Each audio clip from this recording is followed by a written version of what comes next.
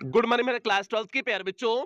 आज के इस सेशन में चर्चा करेंगे कि किस तरह से आपको बोर्ड परीक्षा में कॉपी लिखना है और इस बात की गारंटी ले रहे हैं कि अगर इस तरह से आपने बोर्ड परीक्षा में कॉपी लिखा तो इंग्लिश में आपको 100 आउट ऑफ 100 मार्क्स मिलेंगे। तो भैया इस सेशन पे जल्दी से चलते हैं। सेशन पे चलने से पहले जो भी बच्चे चैनल पे पहली बार आए हैं चैनल को सब्सक्राइब कर लें, वीडियो को लाइक कर दें और क्लास 12th के हर एक बच्चे तक वीडियो को शेयर कर दें जो भी बच्चे इस वर्ष की आज बोर्ड परीक्षा देने जा रहे हैं। तो भैया यहाँ पर देखिए हमने एकदम ऊपर आपका लिखे हुए हैं सेक्शन ए रीडिंग सेक्शन लिखे हुए हैं और आपके पेपर में कितने सेक्शन होगा? 4 सेक्शन होगा। पहला सेक्शन आपका रीडिंग सेक्शन होगा, दूसरा सेक्शन आपका राइटिंग सेक्शन होगा और तीसरा सेक्शन आपका ग्रामर का सेक्शन होगा और चौथा सेक्शन आपका लिटरेचर का सेक्शन होगा। तो 4 सेक्शन आपकी बोर्ड परीक्षा के पेपर में दिया गया होगा पेपर में। तो भैया अब जो है आपका पहला सेक्शन है तो आपने ऊपर लिख देने हैं सेक्शन ए रीडिंग सेक्शन लिख देने हैं और रीडिंग सेक्शन में आपका क्या होता है? आप अनसीन पैसेज होता है। आप जानते हो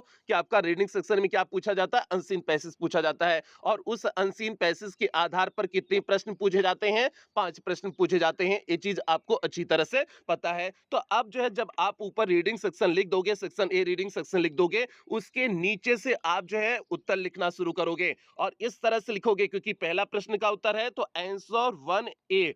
तो आपकी बोर्ड परीक्षा में जो है ए बी सी डी के क्रम में दिया गया होगा। मींस अनसीन पैसेज के आधार पर जो 5 प्रश्न पूछे जाएंगे वो ए बी सी डी के क्रम में दिए गए होंगे। तो आप देखिए हमने लिखे हुए हैं आंसर नंबर 1 ए और दोनों तरफ से इन्वर्टेड कामा से क्लोज किए और नीचे डबल लाइन कर दिए हुए हैं और आपको भी बोर्ड परीक्षा में इसी तरह से डबल लाइन जो है करना है ताकि जो है आपका आंसर जो आप हेडिंग डाले हो आंसर नंबर 1 ए ये देखने में अच्छा लगे। और यहाँ पर हमने रेड पेन का प्रयोग किए हुए हैं हेडिंग में। आप जो है किस पेन का प्रयोग करोगे? आप जो है ब्लैक पेन का प्रयोग करोगे और जो उत्तर हमने जो है जो है ब्लैक पेन से लिखे हुए हैं इसे आप ब्लू पेन से लिखोगे, मींस नीली पेन से लिखोगे। ठीक है, आप बोर्ड परीक्षा में 2 ही पेन का यूज कर सकते हो, एक आप जो है ब्लैक पेन का यूज कर सकते हो, दूसरा ब्लू पेन का यूज कर सकते हो। तो हेडिंग आप ब्लैक पेन से डालोगे और लिखोगे उसका उत्तर ब्लू पेन से लिखोगे। तो इस चीज को दिमाग में सेट कर लीजिए। ऐसा मत कर दीजिएगा कि सर जी यहाँ पर रेड पेन का यूज किए हम जमुआ में रेड पेन का यूज करें,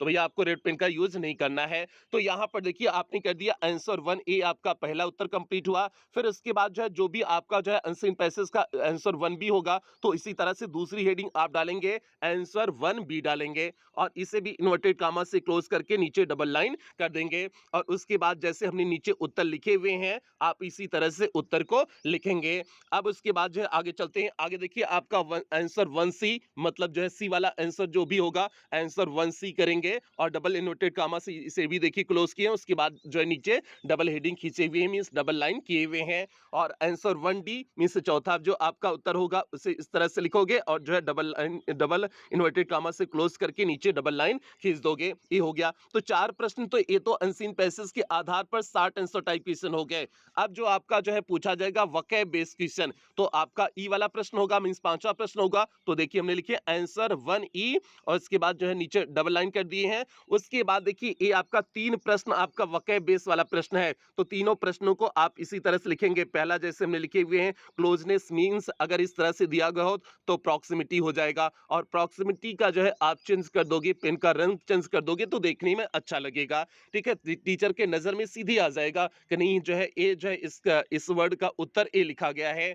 ऑफिन जैसे ऑफिन का अपोजिट पूछा गया था तो रियली हमने लिखे हुए हैं, रियली का पेन का कलर चेंज कर दिए हुए हैं और फ्रेज एट हैंड का मीन हमने अवेलेबल कर दिए हुए हैं। तो यहाँ पर देखिए पेन का जो है रंग चेंज किए हैं और जहां पर पेन का रंग चेंज किए हुए हैं जैसे जब आप उत्तर लिख रहे हो तो आप ब्लू पेन से लिख रहे हो तो ये जो पेन का रंग चेंज करोगे दूसरी पेन से लिखोगे, इसे ब्लैक पेन से कर दोगे। ठीक है, और आपको कोई अलग पेन का जो है पेन यूज नहीं करना है, ब्लैक ब्लू ही यूज करना है।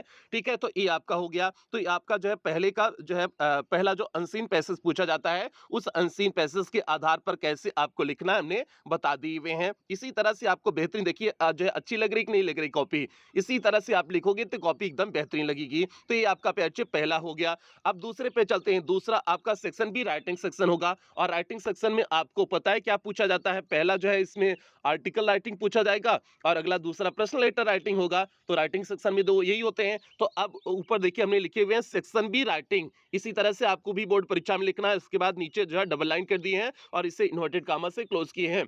अब उसके बाद आंसर नंबर 2 लिखोगे और ऊपर डबल इन्वर्टेड कामा से इसे भी क्लोज किए हुए हैं, नीचे डबल लाइन आप खींचोगे। तो अब उसके बाद जो है आपने जो भी टॉपिक चूज करेंगे, आर्टिकल की जो भी टॉपिक चूज करेंगे, जैसे आपकी बोर्ड परीक्षा में 3 आर्टिकल दिया गया होगा, उसमें से आपको किसी एक को करना होगा। तो जो भी टॉपिक चूज करेंगे आप ऐसे जो है हेडिंग बना लेंगे और उसके नीचे जो है डबल लाइन कर देंगे, मींस उसे जो है बढ़िया से सजा देंगे।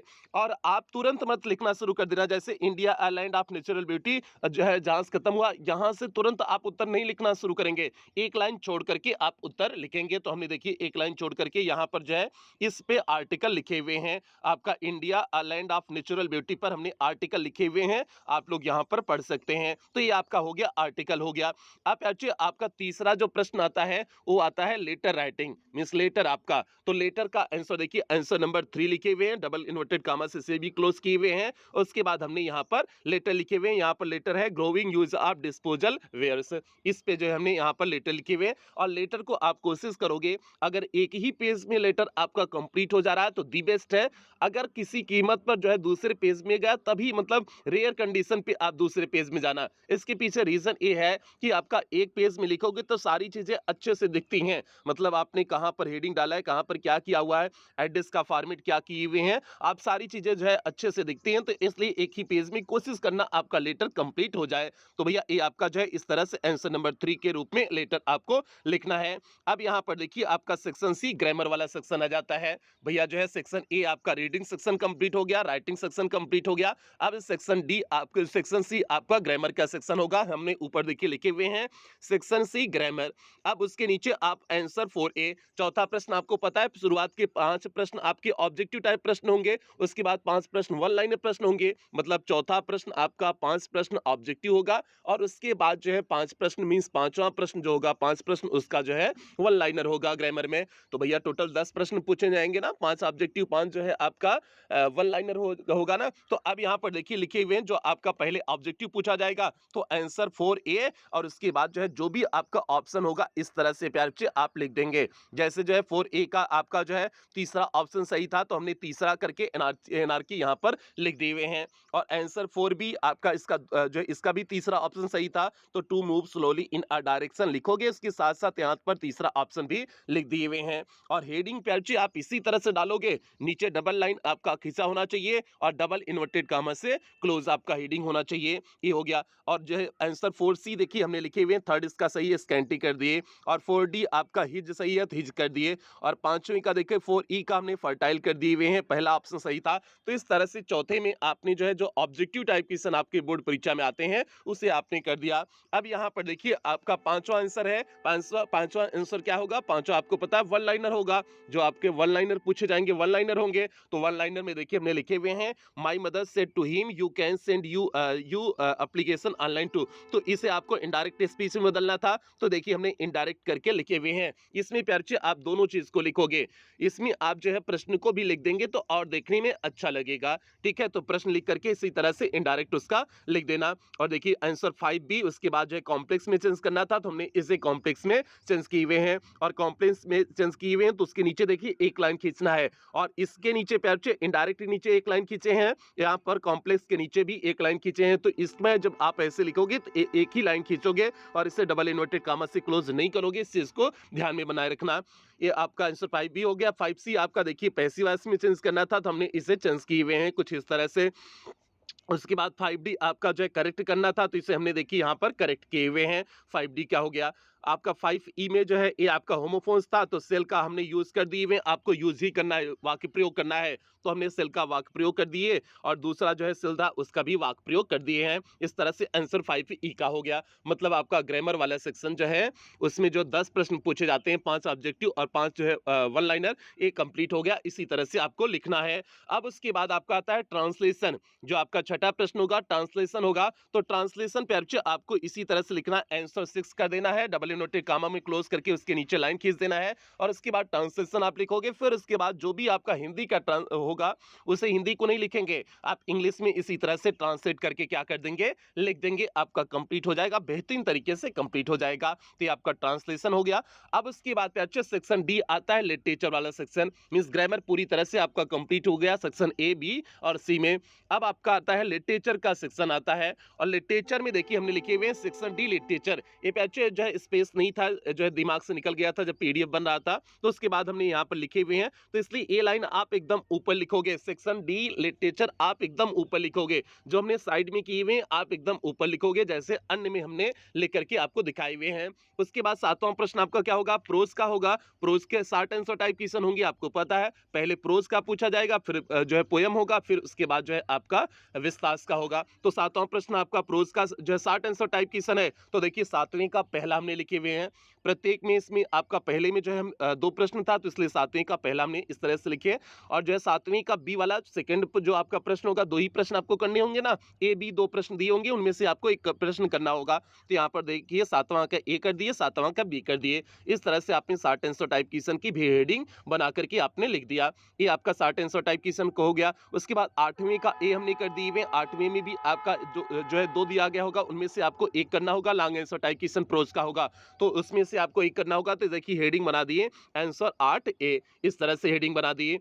अब इसके बाद आपका प्रोज कंप्लीट हुआ, अब आपका पोएट्री आ गया। और पोएट्री में पहले आपको पता है पहले स्टैंजा बेस्ड क्वेश्चन आंसर पूछे जाएंगे और जो स्टैंजा दिया गया होगा उस स्टैंजा के आधार पर 3 प्रश्न बनेंगे। तो यहाँ पर देखिए हमने 9वां प्रश्न 3 प्रश्न बनाए हैं, आंसर 9 ए, आंसर 9 बी और आंसर 9 सी। तो ए बी सी करके 3 प्रश्न बनेंगे। तो हमने आंसर 9 ए, 9 बी, 9 सी करके इस तरह से लिख दिए हुए हैं। और इसी तरह से आपको भी बोर्ड परीक्षा में लिखना है, आपका ये जो है जो स्टैंजा बेस्ड क्वेश्चन आंसर पूछा जाएगा। एक बार जल्दी से सभी प्यारे वीडियो को लाइक कर दे, जितने बच्चे इस समय लाइव जुड़े हैं जल्दी से वीडियो को लाइक कर दे प्यारे, और क्लास 12 के हर एक बच्चे तक जल्दी से पहुंचा दे प्यारे, क्योंकि समय नहीं है। जल्दी से जो है सभी बच्चों में इस वीडियो को शेयर कर दे, क्योंकि ये बहुत महत्वपूर्ण वीडियो है, बहुत महत्वपूर्ण सेशन है प्यारे, इसलिए हर बच्चे तक इस सेशन को पहुंचा देना। तो ये आपका आपने पोएट्री वाले सेक्शन को इसी तरह से लिख देने हैं।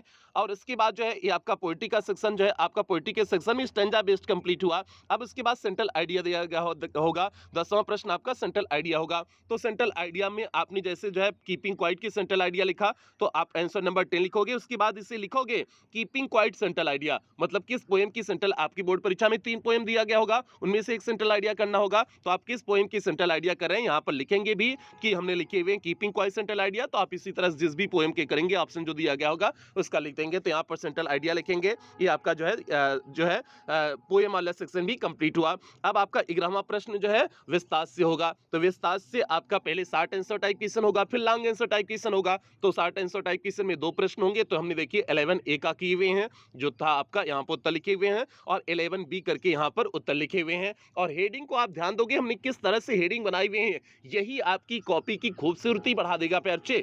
और यही सारे ट्रिक हमने भी अपनाए थे, अभी तक जितनी भी हमने परीक्षाएं दी हुई एकेडमिक की, यही सारी ट्रिक अपनाई हुई और हेडिंग हमारी हमेशा बेहतरीन रही हुई है। इसी का नतीजा है कि जहां पर भी हमने एग्जाम दिए हुए हैं हमेशा टॉपर लिस्ट में रहे हुए हैं, चाहे वो हाई स्कूल का एग्जाम हो, इंटर का एग्जाम हो, ग्रेजुएशन का एग्जाम हो, जितने भी हमने एग्जाम दिए हुए हैं हर एग्जाम में हमने टॉप किए हुए हैं। तो उसके पीछे रीजन यही था कि हमने हेडिंग का बहुत ख्याल रखा और हेडिंग को अच्छे से सजा करके लिखते थे। तो ये आपने 11 का बी कर दिए, 11 का ए और बी आपका क्या है, विस्तार का 60 और लॉन्ग आंसर टाइप क्वेश्चन है। तो ये आपका 11 का ए और 11 का बी कर दिए, 60 आंसर टाइप क्वेश्चन कंप्लीट हो गया। और 12वां आपका जो है क्या प्रश्न होगा, विस्तार का लॉन्ग आंसर टाइप क्वेश्चन होगा। तो भैया 12वीं का आप इस तरह से लिखोगे, 12वीं में 2 प्रश्न होगा, लॉन्ग आंसर टाइप क्वेश्चन में 2 दिया गया होगा, आपको 1 करना होगा। तो हमने देखिए आंसर 12 का बी किए हुए हैं, मींस सेकंड वाला जो ऑप्शन उसमें दिए थे हमने उसको किए हुए हैं। तो आपका जो है इस तरह से हमने आंसर 12 बी, उसके बाद डबल इनवर्टेड कामा से क्लोज किए, उसके बाद नीचे 2 लाइन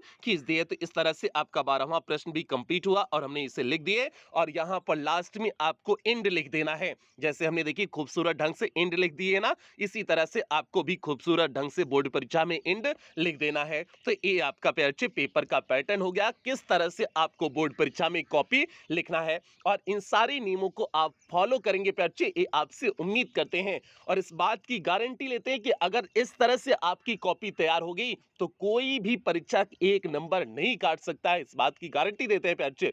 तो इसलिए इसी तरह से आप कॉपी लिखने का प्रयास करेंगे और अगर हो सके, संभव हो सके तो आप जो है क्रमवाइज प्रश्नों को करने की कोशिश करना, मतलब जिस तरह से आपका प्रश्न पूछा गया उसी तरह से क्रमवाइज करेंगे तो कॉपी देखने में अच्छी लगेगी। और ये चीज तभी करिएगा जब आपको सभी प्रश्न आ रहे हो, तो एक क्रमवाइज आप करेंगे।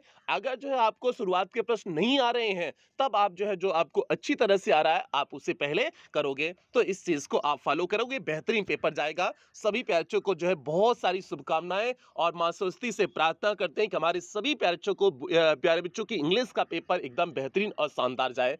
ठीक है, तो ये बच्चे आज का सेशन हो गया, एक सेशन और आपको जो है ले लेंगे, आपको जो है वेसेस दे देंगे। ठीक है, तो ये आपका अंतिम सेशन था, ये आज का जो क्लास थी ये आपका अंतिम सेशन था।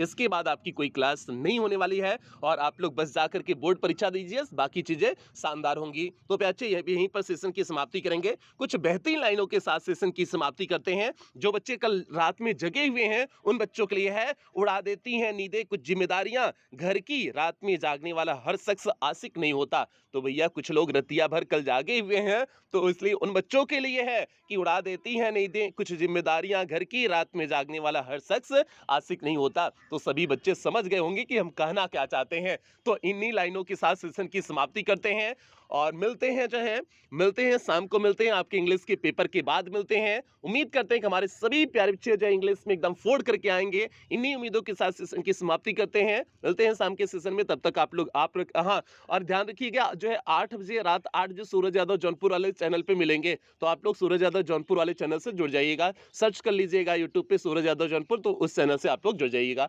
तो यहीं पर सेशन की समाप्ति करते हैं, मिलते हैं जो है शाम के सेशन में। तब तक आप लोग अपना ध्यान रखें, अपने परिवार का ध्यान रखें। लव यू ऑल प्यारे बच्चों।